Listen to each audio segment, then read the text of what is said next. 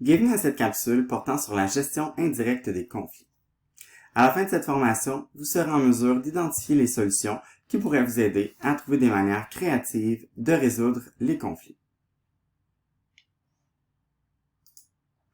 Lors de la gestion indirecte des conflits, il n'est pas nécessaire de s'adresser directement à la source du conflit. L'important est de bien comprendre l'ensemble des éléments qui ont pu contribuer à générer des situations conflictuelles au sein du milieu de travail.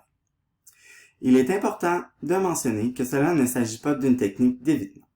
Même si cette approche se veut indirecte, les causes sous-jacentes du conflit devront être adressées et résolues. C'est lors de la mise en place des solutions que cette technique prendra tout son sens. Cette stratégie permet d'explorer les différentes sources qui sont à l'origine de la mésentente et de trouver des solutions novatrices, non pas seulement pour régler les conflits, mais aussi dans le but de les éviter. Pour utiliser ce type de gestion, les différents intervenants doivent posséder une connaissance avancée de la culture et des valeurs organisationnelles de l'entreprise. Ils doivent aussi faire preuve de beaucoup de leadership et posséder des aptitudes de communication de haut niveau. Pour trouver des manières innovantes de résoudre les conflits en adoptant une approche collaborative, il est nécessaire de trouver un modèle qui permet aux gestionnaires de gérer les conflits de manière efficace. Le design thinking est une approche créative visant à résoudre les problèmes. Même si cette méthode semble être associée à des domaines comme le développement de produits et le marketing, les conflits peuvent représenter pour une très grande organisation une grande opportunité pour elle d'apprendre de ses erreurs et de trouver des solutions qui répondent aux besoins des différentes parties impliquées dans la situation conflictuelle. Cette approche génère de l'innovation et des réponses potentielles tout en permettant de tester les différentes solutions possibles. Il est possible de diviser l'approche du design thinking en 3 grandes étapes. La découverte est la première étape à réaliser. Celle-ci permet de comprendre en profondeur les besoins des individus ou des équipes.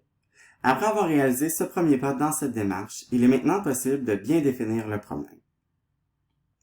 L'étape de création consiste à trouver de nouveaux concepts ou de nouvelles façons de faire pour résoudre le problème. Il est important de noter que ces solutions doivent être une réponse directe de la volonté des participants de résoudre le problème initial.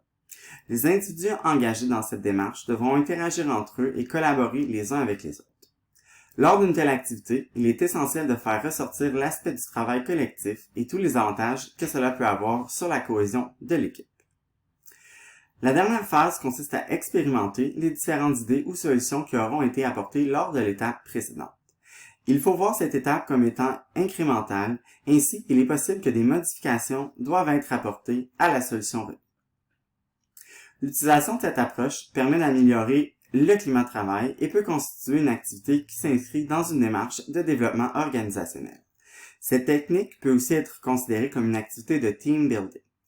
Il est important de mentionner que les solutions doivent provenir du groupe, ce qui aidera à la mise en place de celle-ci. J'espère que cette courte capsule vous aidera à trouver des façons innovantes de gérer les conflits, mais surtout de générer de l'innovation.